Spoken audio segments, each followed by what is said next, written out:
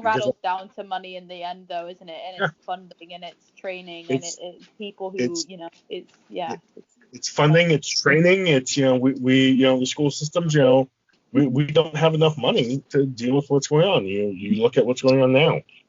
We don't have enough money. Because what I was taught in high school, mobility wise and going to the store and stuff like that, I picked up on that stuff. But it wasn't the best, teaching or whatever, because, when I went to Richmond, it's a whole, different ball game. You have, that, that cane traveling class, every day for 2 hours. Yeah. And it was special to you. It was a specialty program for you. Yeah. Because, within, a month, I think it was, 2 months, they would give us addresses, and they were like, okay, let's go to 900 East Street. Once you get there, find out what it is, and my instructor would give me the extra test, get a coupon or whatever, and bring it back to me for proof. Wow, that's good though. That, it must have been. Did you enjoy it then when you moved to Richmond? Were you like, this is what I've needed or wanted? Oh yeah, because I got all the technology I wanted. I got all the cane traveling I needed. I got. You had your own flat, right? Huh? You had your own flat, right? Oh yeah. Let me tell you guys this story. So this is a crazy, and again, you guys are about to die when I tell you. But hold on a second. You had your own place, and I was never invited. I know. It wasn't my own place, but it was on campus. But still. They had You never invited me, Oscar. I'm so upset. Well, here's the thing. You wouldn't have been able to go into my apartment because they're very particular about people. It's a very secure. It's a government-run facility. Again, I'm a big guy with a goatee. I know. Well, not anymore. Not anymore. Yeah, not anymore. But damn COVID. So when you first go to Richmond, they stick you in a dorm room, which is just a plain dorm room, and then on campus is a cafeteria where they serve you meals, three meals a day. So but if you prove yourself to be more independent, I think it's 5 or 6 months within your training, and if you want to, they move you into apartments that are on campus as well. That's so nice. So they moved me up to an apartment. Well, they moved myself and my friend up to an apartment. So I went so I would do the grocery shopping, and sometimes I would do the cooking or whatever, and that would be our meal. That would be our meal. I think that day I made a pizza, but it took a long time to make because for some reason it kept on I don't know if it was I forgot certain steps or it was the certain ingredients that I used, but it turned out okay-ish for us to eat. But my friend saw this egg in the refrigerator, and he was like, "Hey man, I have this, there's this egg, and it's just one little egg. Do you mind me if I fry it?" I'm like, knock yourself out, man. Go ahead. So then he starts cooking it up. Somehow, don't ask me how this happened. I don't know how, but the egg was somehow frozen in the fridge, inside the refrigerator, not the freezer, but the refrigerator. I don't know how. I don't know how.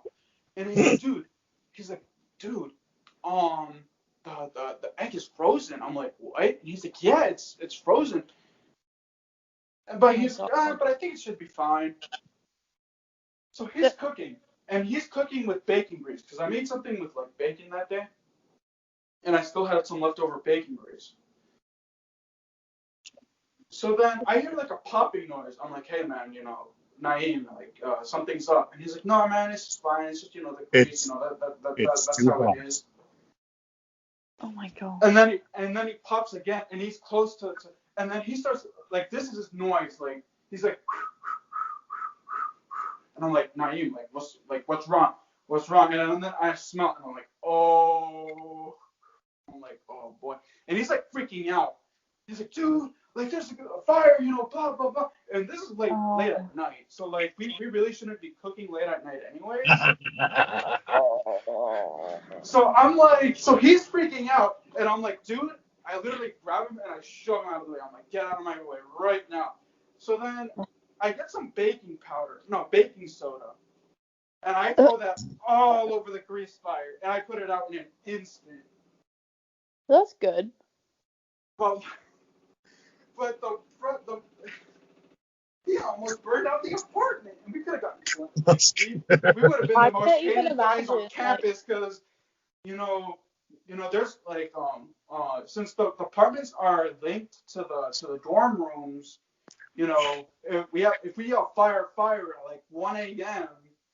we're gonna be the most hated guys on the campus. They're like, that's why we tell you not to cook at 1 a.m. I mean, that's just regular uni life for you, though, really. Like, when you go to uni, the fire alarm goes off at, like, 3 a.m. almost every night. So, I mean, you're just giving everyone the real experience, aren't you? Oscar, the fire alarm would go off in my college dorm all the time, and I'd roll over and go, someone just pulled it. I'd lay back in bed. Perfectly fine. Oh, yeah, that's true. Most people do that. Yeah, but so here's the thing. So something you got to know about.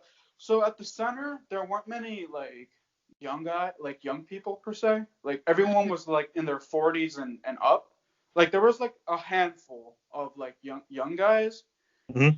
So imagine like us young guys and like these old people. They're like you guys woke us up from the most deepest of sleep, and now we have to wake up because breakfast was served at like 7:30. So we had to be up. Like if we wanted to get breakfast, we had to be there at 7:30, and if we wanted to skip breakfast, we had to be there at roll call by 8:15. And if we're not there at 8:15, we would hear it from our instructors. In fact, again, I'm kind of upset that my friend is here because he got a lot, and I mean a lot of tardies. Like So hey Oscar, so what I'm hearing from you is, would it have been more beneficial for you to have learned, and I mean you talked about this numerous times, learned all of this stuff, your life skills, cooking, all these things, more in your high school than taking all of these other classes you should have taken?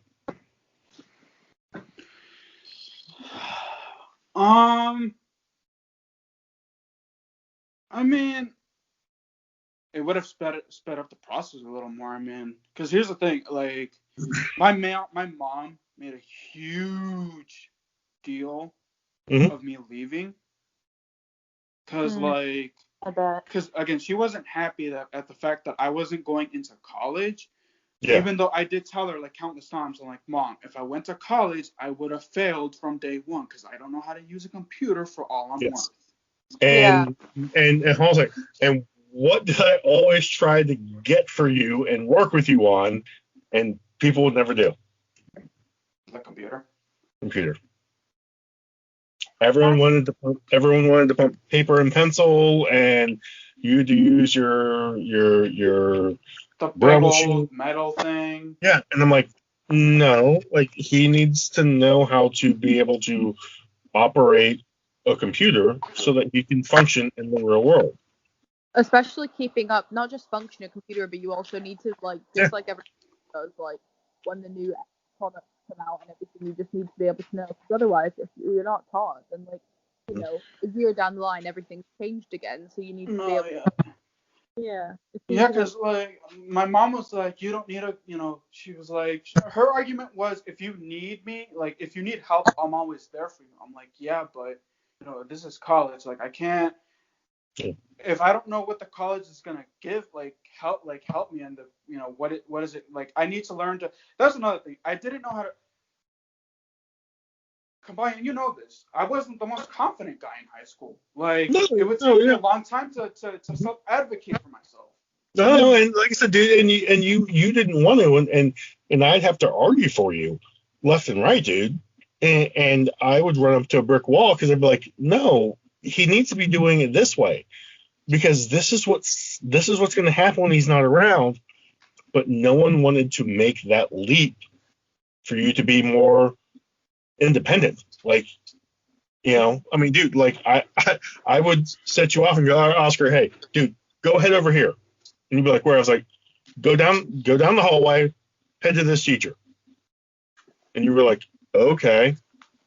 I mean, it's everyone wanted to baby, and because they were more afraid of, and this is society, dude.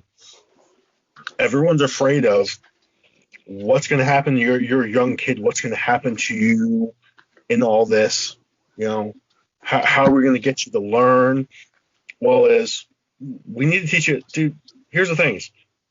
If you don't know how to take care of your damn self, how are you going to decide in life? Exactly.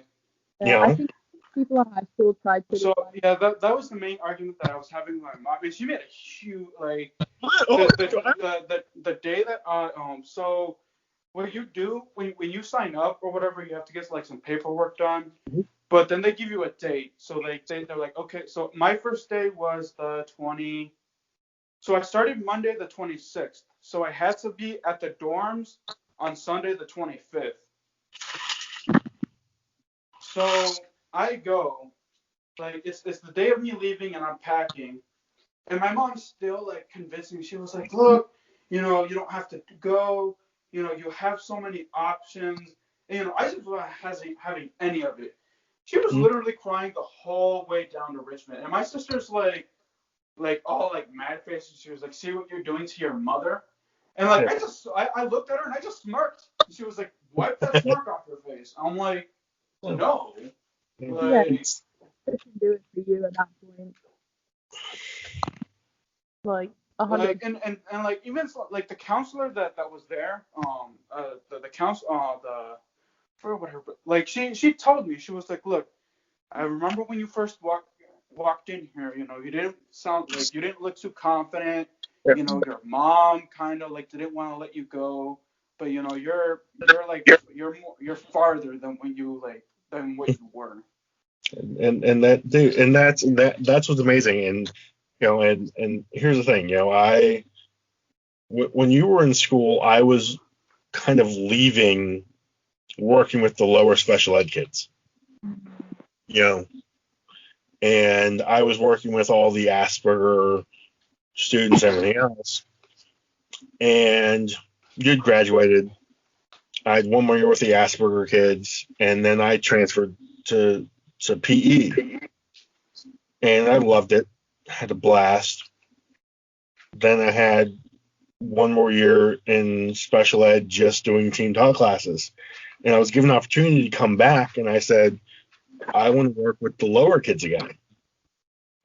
And my whole goal with my kids I've been working with has been on 100% independence. Like, we actually this year, dude, all my kids every Friday, I got kids to be able to cut chicken, okay, big pieces of chicken with a sharp knife into thin slices, and I showed them how to do it. They cooked every Friday. They made everything, meatballs, soup, they did whatever I asked them, and I took the time to teach them so they could do this.